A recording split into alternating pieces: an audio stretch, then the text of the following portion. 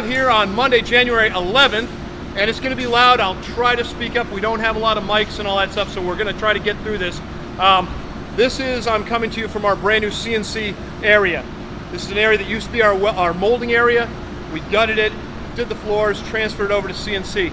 I got some guys who are going to talk about a few things, but last time we talked in our race shop. We had basically taken R&D out of the race shop and turned the race shop into really our film studio and our dedicated vehicle assembly, vehicle race shop, vehicle prep area. Now, there were some other things we did during this down year. We moved R&D into the back, and we're not going to show you that today. You might see a little bit of the door in the back, but basically that's Jim's R&D area with his guys to create new vehicles, dedicated space. Another thing we did was we built an all-new molding composites building. We were going to go through that last week, but we had some changes over there, so we're still working over there. It's in action. I mean, it's in production. And then this was the last part. We also did a computer upgrade and some other stuff, but what we did in this area is we brought in some CNC equipment to kind of vertically integrate our company. That means cut our own tube steel. We used to outsource that, and we're still doing a lot of it with our partners at Sawtech. And then also do our tube steel bending. So that means roll bars, crash cages, parts of our chassis that are round tubing that need to be bent. We want to bring that in-house. So let me just give Nate Johnson a chance to explain kind of the things we've been doing in the last year instead of going to shows and events. So we took all that energy, all that time and money that we spend on shows and events and being on the road and actually having fun, and we decided to turn that all, we didn't have a choice with COVID, bring that all in-house, see what we could do about vertical integration, about really making a major investment in our operations. First time we've done that for a long time, and at least to this scale. So Nate Johnson over here. Nate, tell everybody what you're seeing here and what's been going on. What hasn't been going on? I know Dave has gone over a bunch of it. We this time last year we were just getting finished with the solar panels. I thought we were going to have it pretty smooth sailing at this point last year. We were going to have. It was great. The solar array up, right? Yeah, we were about a third of the way through the building. We were probably 2-3 weeks behind schedule right now, just due to weather last year, for putting the new building up for molding. And then the world ended, and I thought be amazed to get that done. So we get that done after all of the COVID crap. We got that done in August, I think. We got the occupancy. Yep. And I thought, well, we're done. We can get relaxed a little bit. Then Dave comes up with these other crazy ideas of, I want to move R&D to the back in your old molding facility. So we stripped down the floors, had them re-epoxy coated, and then now we want to move R&D back there. We move R&D back there. This whole area that we're in right now, I thought we were going to finally get some actual space to put some stock in. I even ordered racking and everything else for this room. And then mid-October, he came up with another idea of, hey, before the end of the year, let's try to get tube steel cutting, laser tube steel cutting and bending in here. Miraculously, we got everything in, minus the laser cutter. We're 2 weeks short. Dave didn't forget to remind me of that I missed the goal. 11 days short. 11 days short, yeah. You know, it's a machine I had to get from Belgium in the middle of a pandemic and in the Christmas holiday season. So, you know, shipping ports really crank this time of year. So we finally got it today. What you see here is this mess is a laser cutter, a tubing laser. So yeah, show them around, Dave. Yep. Spin around, there's just tons of stuff. It's a mess right now. We're just starting to put it together. So you got tube steel racks along the wall, new roller door, bring the materials in. This whole building is totally different. I have guys that have not been over here from the molding department because we've been separating still, trying to keep everyone away. These guys are going to not even recognize the place when they come back in. I mean, there's a giant door so we can actually bring steel in. We had to make a roadway into the building. We've had painting, new walls, electrical, everything. We had to basically refurbish our electrical system. All right, so I got a question for you. So, and it sounds like I've been unreasonable with these goals. I think I haven't been. I mean, they've been reasonable. You've had days, full weekends to work on these, right? I mean, every week has a weekend to work, right? After working here 25 years, I kind of expect that we're going to do unreasonable things. And Dave actually gets upset when I say we can't do it, and he doesn't understand it. It's really because we can't. We've done some crazy stuff over the years of bringing stuff in with just ridiculous deadlines, but we usually hit them. I mean, if you've seen that some of our SEMA builds and stuff, we really can crank a car out in a couple weeks. This one was pushing it to the limit, but I say for what we had to do, we hit it pretty damn close. Oh, and we're right at the limit here. So, all right, so we got tube steel laser right next to me. Jesper actually can go through kind of the laser and the integration of everything from SolidWorks software to the tube steel cutting. and to the bending. I got to tell you, we got great employees. Nate Johnson has really busted his ass on this project. I mean, I have given him unreasonable goals, and to get to where we are now in the middle of this pandemic and all the other challenges coming down on the head of the company, the reason why Factor 5 succeeds is because of the people who work here. And the leader's a little bit crazy, he puts unreasonable goals out, but every time I throw poop against the wall, it sticks, and these guys make it happen. So I'm really proud of them. Nate did a great job with all the logistics and getting everything put together at the same time. Remember, in 1 year, all new race shop, all new R&D shop, all new CNC cutting area. And by the way, this time last year, the solar array, I was riding Nate saying, when is that solar array gonna be done? And guess what? He got it up, and just when he thought there was a little breathing room, we built an all new composite building next door. So we're gonna go through the molding building in detail, and I know we're gonna come back to this area once everything's up and running. I mean, right now, we're just bolting machines in place. So there's a lot of programming. J-Man, so Jesper's in charge of engineering. He's the brains behind the machine selection.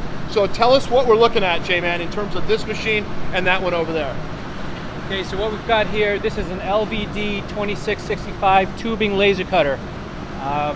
It'll take a full 24-foot length of tube in, and then it'll cut it up into whatever length and designs you want cut out of the tubes, and it'll pop it out at the end here, and then the welding department can use them, and also the spacers and things like that for shocks and whatever else in packaging. So J-Man, it's really loud in here because we have the air handling system running the chiller on our other laser. How many people can say they have two lasers right here, two lasers?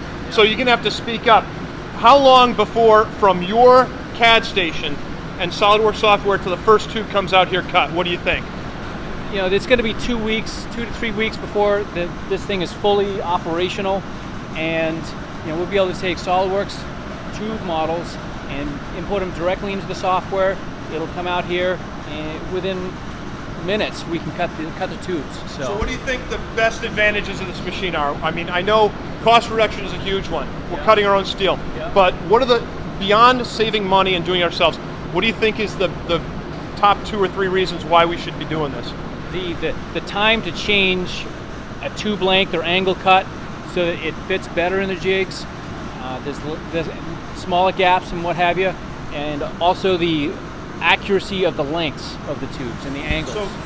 So better accuracy, and that means better quality on our chassis. Yeah. So you're building a Factory 5, and when we did our laser, we noticed that we could adjust our tolerances on diameters of holes and radiuses to make welding the chassis easier.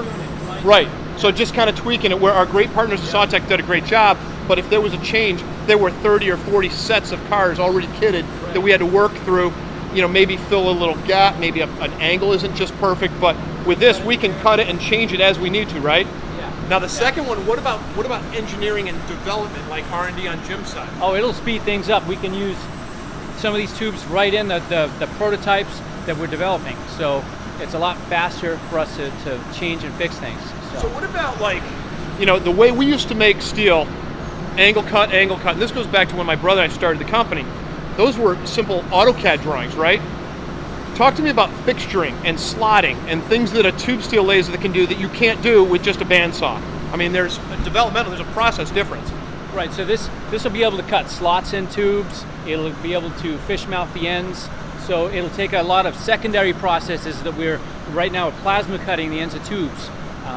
It'll eliminate all that. So what was that picture frame thing I saw? Oh yeah. I mean, I've got that thing over there. So you can basically notch tubing, right, and fold it, and there you have a 90-degree picture frame ready to go. Right. It'll be self-jigging tubes. That's a great way to say it. Right. It's you can cut puzzle pieces out of each end and stick them together. So the tube steel goes from better accuracy to now fixtures and jigs, so the part becomes the fixture. It's not just the drawing, it's not just the frame, it's part of the frame that holds itself in place. It's really a different process for us, and I know Jim was adamant about it. He said, if we don't make any money, if we don't save any money, and if all we do is add this new process, it's still worth it, because the developmental advantages of making our cars a little bit better, a little bit faster, but making the pieces jig themselves. So maybe a month here, maybe 2 months in terms of getting up to speed. Yeah. All right. Yeah. So this is step one. You know, we're going to take a roll cage or a roll bar, for example. So we're going to take it from when it comes out of this machine, and if we turn around here, we'll come over to the Horn Machine Tools tubing bender. So this is a double stack, full CNC tubing bender, and the tube comes in through this chuck all the way down to the end. There's an eye that'll spin the tube so that the angle of on the end of the tube is in the right place so that it knows where to bend it, and then it can full CNC bend the tube to how we need it. So what you're saying, like with our roll bars are canted back at a very slight angle. Right, they have an angle cut on the end of the tube. Right, you just can't bend the tube anywhere. This thing Right. already sense where that cut is, Right. rotate it, and bend it. Right, so full laser cut tube with cuts on the ends, bend it, and there's no secondary cuts afterwards, so it'll be great. I can tell you Sawtech for sure has done a great job, but on the tube bending side, that's always an issue. I mean, if your roll bar's out by 1/8 of a degree, it's hard to fit in. It's a very tight tolerance fit. So increased accuracy on tube steel and on cages and on roll bars, much better. So this machine, and then you got a tumbler on the side. That's for like shock spacers or something? Or It's for like control arm sleeves where the bushings get pressed into the control arms, so it doesn't start peeling the bushings apart or anything like that. So they'll get tumbled before they actually get welded onto the control arms. So. Hey J-Man, thank you. I'm going to go through questions. I know it's loud in here. If the audio wasn't great, I apologize. I'll go through questions afterwards and kind of answer them. Yes, we're going to answer some. I know Mad Dog jumps on and does it. Super proud of the team. I should mention this past weekend, I think it's Sunday the 10th, yesterday, Trans Am had their virtual awards for 2020. Carl Ridquist spoke on behalf of Team PDG, Rich Migliori and Yvonne Migliori's team. They did a great job. They won first place in SGT out West Coast Championships, and they are at 2 hours and 32 minutes. It's about a 4-hour broadcast. You can go on, it's on YouTube. Just Google 2020 Trans Am Virtual Awards, and you can see Carl at 2 hours and 32 minutes to about 35 minutes. He talks about, SGT, his championship, and also some of our plans for the F9R. We want to develop the F9R. We have 2 Trans Am teams out there. One notable, Team PGG has won a tremendous amount of awards, and they've won 25 hours of Thunder Hill. They've run for 10 years plus with their car. So getting them a car, getting a car onto the track at Trans Am is something that we're really struggling to do and get it out this year. I think we will. We have the new body, and we're going to talk about the F9R at another place. But Dave, as always, thanks for everything. We got a CNC shop that in a matter of weeks, maybe months at the most, is to be cranking out higher quality, higher accuracy parts for our welders to weld with, our guys to bend. I can't underestimate, I can't underscore what a great team I have here at Factory 5 Racing. Everyone from Mad Dog, who's been through this whole pandemic doing these Facebook Lives, Jesper cranking out on the engineering side, Jim on new products, Nate, we've got a great new crew in the warehouse stepping up. Matt's done a great job. I just got a physical inventory done last week. Great numbers, great accuracy. Brent and his team did a great job. I can't crow enough about it. So we want to get back on the road, but like I said last time, we were handed a whole bunch of lemons last year, and we made some lemonade, and we made changes to the company that we probably won't have a chance to make for another 5 or 10 years. So we really wanted to jump on it, and in October, Nate wasn't exaggerating. I really did drop all this CNC stuff on him in October. I looked at the tax laws changing under the new administration, and it's not going to be favorable for a manufacturer and for capital equipment, so we wanted to buy all this stuff. Thankfully, most of it came in. The laser did not, so the laser's on 2021 taxes. We'll see what happens with that. But we're doing our best. We're an American manufacturing company. We love this country, and I love this staff. So Factory 5 Live, Dave out.